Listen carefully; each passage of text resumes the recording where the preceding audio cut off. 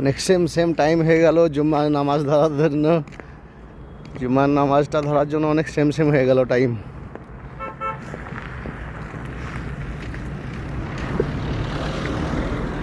এখন 50 হয়ে গেল। এখানে তো একটাই নামাজ আরম্ভ হয় যদিও। হ্যাঁ, সামনে মসজিদ দানগনি, অনেক বড় মসজিদ। আমি সেই 2 কিলোমিটার থেকে আসছি।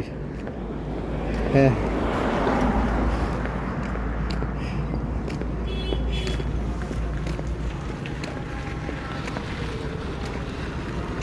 এইটা সেই মসজিদ আমরা যেখানে নামাজ পড়ি জুম্মার।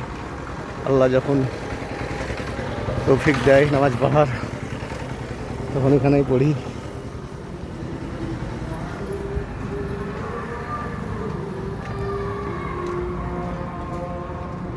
ভেতরটা কত সুন্দর বানিয়েছে।